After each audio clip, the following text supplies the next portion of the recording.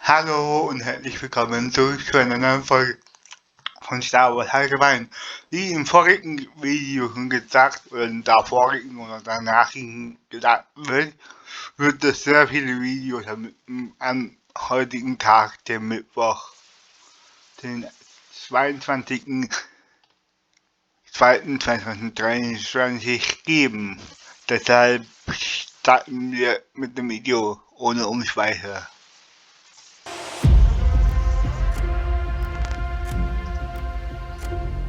I don't think anyone would argue the idea that a Jedi makes for a pretty badass playable video game protagonist. They've got a lightsaber, force powers, they're quick, and they can jump really high. All great innate attributes for an action game, but one challenge about having a Jedi main character is that they're only really known to use lightsabers. That presents a bit of an issue as most good action game heroes have multiple weapons to help keep combat fresh over the course of the game. Star Wars Jedi Fallen Order found a solution to this problem by giving Cal two different lightsaber stances, each with their own combat focus and moveset, and with the sequel, Jedi Survivor, Respawn is looking to up the ante with a total of 5 different stances that Cal can use over the course of his journey. To find out more about each of these stances, I talked with Senior Design Director Jason DeHarris and Game Director Stig Asmussen, who walked me through the design philosophy behind each stance and their unique approaches to combat.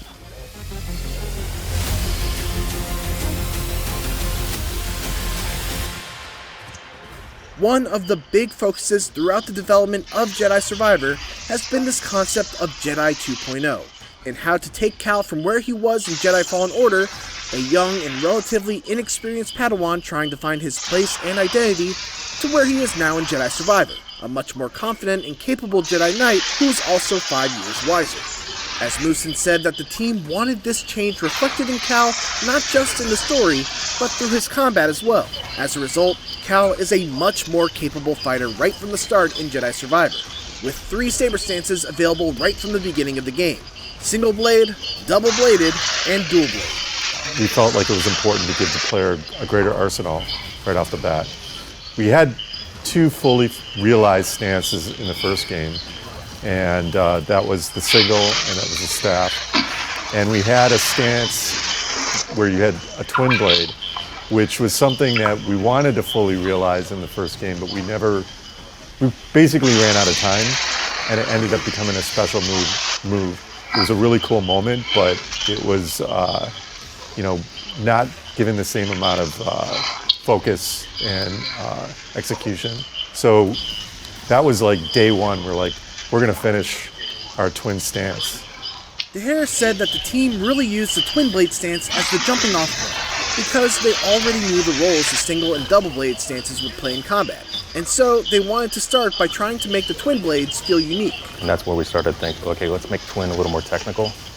Still approachable, anybody can pick up and play, but there's a lot more, combat nuance to it. That combat nuance comes in several forms. For one, you're a bit of a glass cannon. You take more damage, but you attack faster and have a wider array of unique combos, some of which require you to pause for a beat before continuing the combo. In addition to that, Twin Blade Stance is the only one where you're able to dodge or guard cancel out of the startup animations of an attack. Other stances have you commit to your attacks very much like you would in a game like Dark Souls, where once you press the attack button, you have to wait until your attack animation finishes before you can get out of the way. You can rely a little more on your reflexes and freely get out of the way when danger is incoming. With Twin, we kind of let you ride the line between, reckless and aggression, but you pay for it if you're making mistakes. The single blade stance is the all-rounder stance of Jedi Survivor. It's got medium range and medium power, and a jack-of-all-trades approach to the skills that utilize it. It's relatively fast, so there's not the same amount of commitment to each attack compared to the slower stances. You can throw your lightsaber out for a mid-range attack, and its special ability is a strong thrusting attack that can be charged to deal heavy stamina damage to single enemies. Like in Fallen Order, the double-bladed stance is the go-to stance for crowd control. If there's a large group of weak B1 droids crowding an area, it's never a bad idea to bring out that double blade and start dancing your way through the crowd. It's largely focused on close-range damage spread out all around Cal. The downside is that there's a lot of startup time to its attacks, making it a weapon that you really need to be careful with when putting it to use against faster enemies. There will be 2 brand new stances that you'll be able to wield in Jedi Survivor, and while Respawn wanted to keep a lot of the cards relating to these 2 stances close to their chests, we do know that one of them is called the Crossguard stance, and utilizes a hilted lightsaber much like the one that Kylo Ren uses, and the other one is called the Blaster stance, which is a fighting style that incorporates both a lightsaber and a blaster. DeHarris described the Crossguard stance as a high-risk stance that deals the most damage, but is also the slowest and has the least amount of range. So that is one where we wanted the player to feel really powerful, but there's a huge risk, probably more than twin, I would say, to where you have to understand spacing, because with that stance, we don't artificially push you towards an enemy. It's kind of like a fighting game stance a little bit, so we wanted that stance to be a little more mastery curve there. With regards to the blaster stance, the team wanted something with more range, but also thought that a Jedi using a blaster would be a cool opportunity from a story standpoint as well.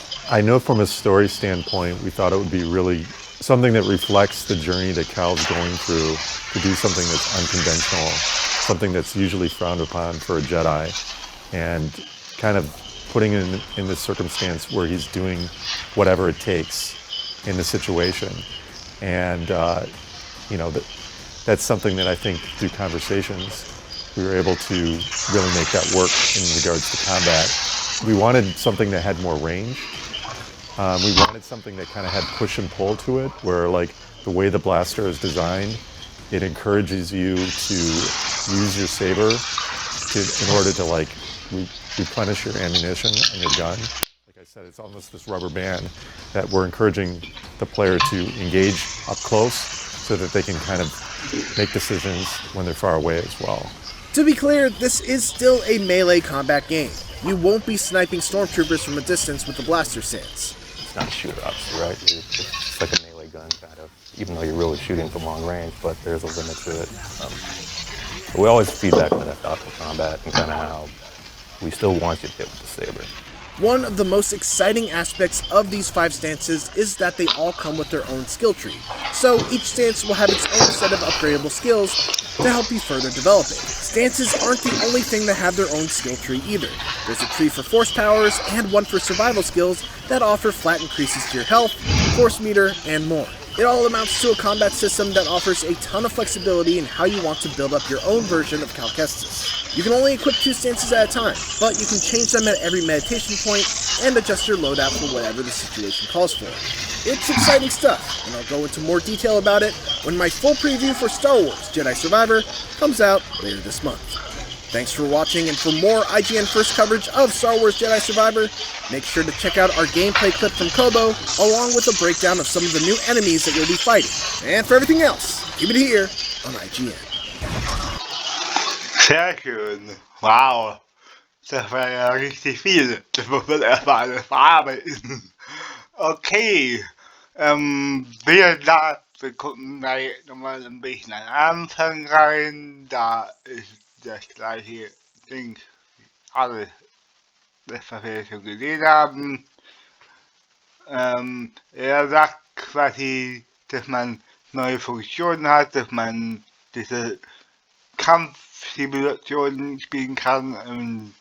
Genau, also dass es mehrere Formen gibt, dass du Blaster angreifen kannst, dass du schneller angreifen kannst, dass du Pause einlegst, bevor du vorlegst, die Kombos zwischen Twin-Blade, Haltung und so weiter und so fort. Also das gibt es viele, was wir gerade erfahren haben, deshalb werde ich jetzt nicht weiter reden.